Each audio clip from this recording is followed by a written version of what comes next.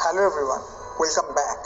In this video, we are going to discuss about the Fibonacci ratios and their role in the market. Now, these ratios are derived from the Fibonacci series. The name Fibonacci comes from the great Italian mathematician of 13th century, Leonardo Fibonacci. He introduced this series. This series has first two terms as 0 and 1. The third number comes from adding 0 and 1, that is 1 again. The fourth number comes from adding second and third number, that is 1 plus 1, 2.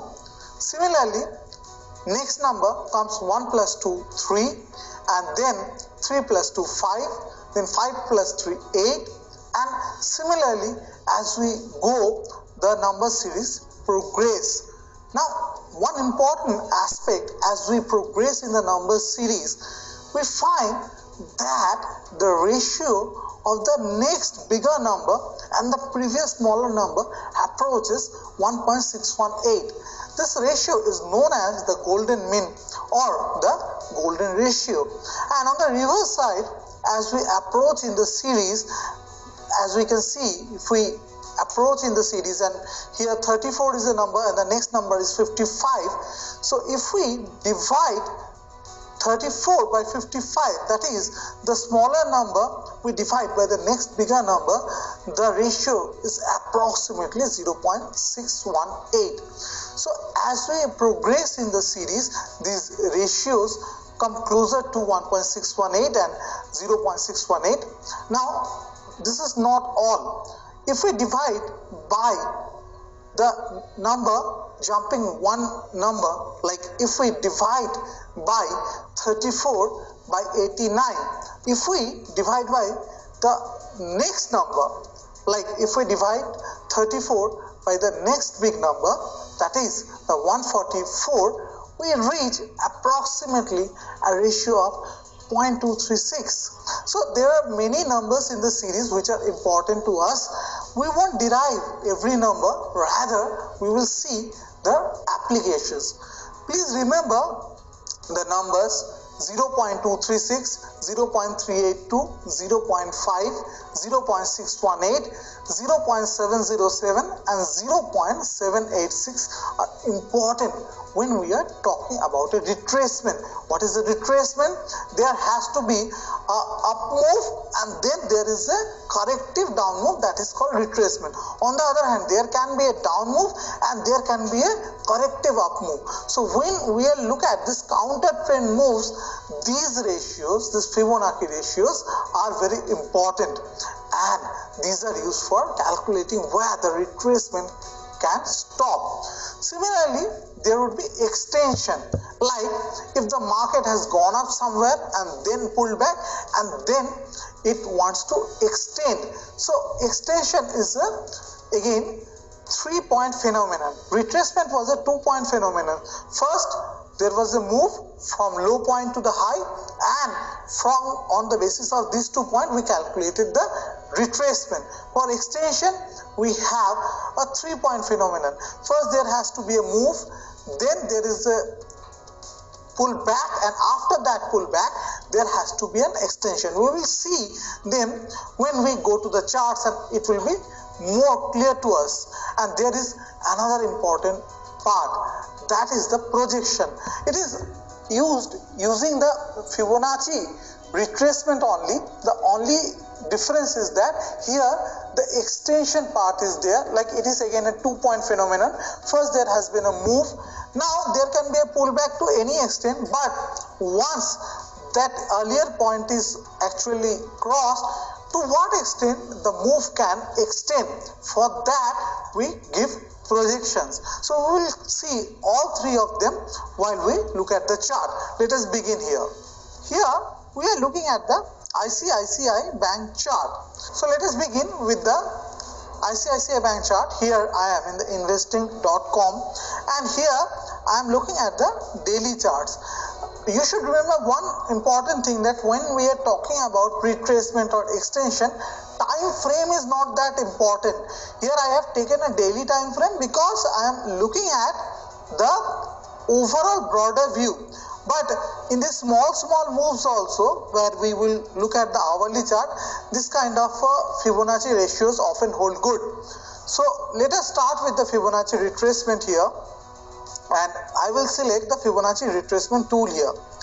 Now I have also clicked here, this is a magnetic thing, so that I actually select the ultimate tops and bottoms.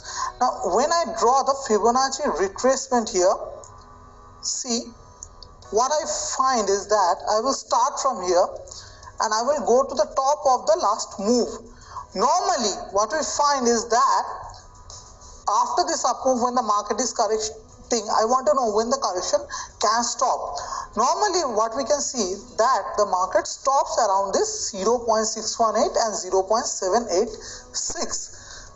One important aspect is that it can stop anywhere. All these numbers 0.236, 0.382, 0.618, 0.786, all are important, right? But normally or generally we see that these two are the most important reversal points. The market could have reversed from here. Here you could see that after the move actually started correcting, first there was a move to 0.382 level. Here the 0.5 is not there, so let me put here a level of 0.5, so that will also appear. We can select here and select the level that we want to choose. As we can see that the first correction came to around just below 0.382 and 0.5, and there was a pullback, and then eventually a bigger correction started, which moved to the almost 0.786 of the entire move. Let us look at the Nifty chart. So I am plotting here Nifty chart here,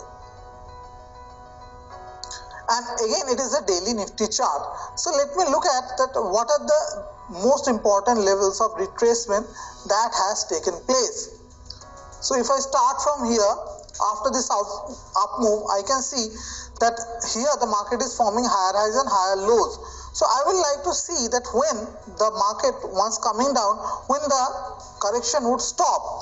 So from here I would draw a Fibonacci retracement till the highest point here.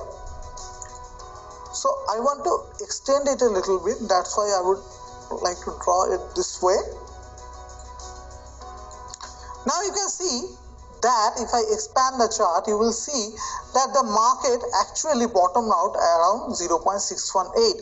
So often we would find that if there is a trend and the market is correcting and coming close to the previous support line, here see, this was earlier swing top, market came close to this, and also this was the level of 0.618 to 0.786, and the market bounced from here. Let us look at other examples also. Let me look at this correction.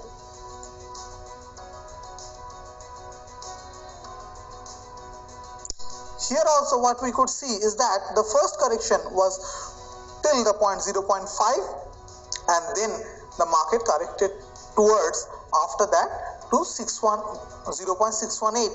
So one can actually look for going long around this 0.618% level, or 0.618 or 61.8% level. If the market comes close to this point with a very small stop loss, one can go long in the market. Now let me go back to a very small chart in the hourly chart. Now see, the market was falling, right? So here what we could see is that after the fall, what happened is that there was a pullback, right? So in this hourly chart also what I can get is that once the pullback came to around 0.618 level, see, there was a decent enough correction, and this was a 100-point correction in the Nifty. Now let us see here. Here I would assume, or anyone would assume, as the market was falling, that the market would go down. But what happened is that once this up move was over, we could see the market actually bottomed out around 0.618 level and the up or the region between 0.618 or 786, and then an up move started.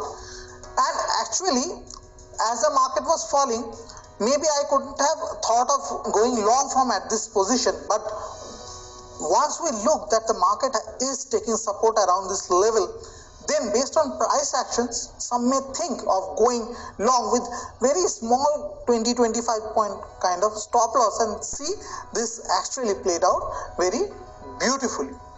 So as we can see, we can use the Fibonacci retracement levels on the longer term chart horizon also. Also we can look at very small moves and play these small moves when we are looking at a smaller time horizon.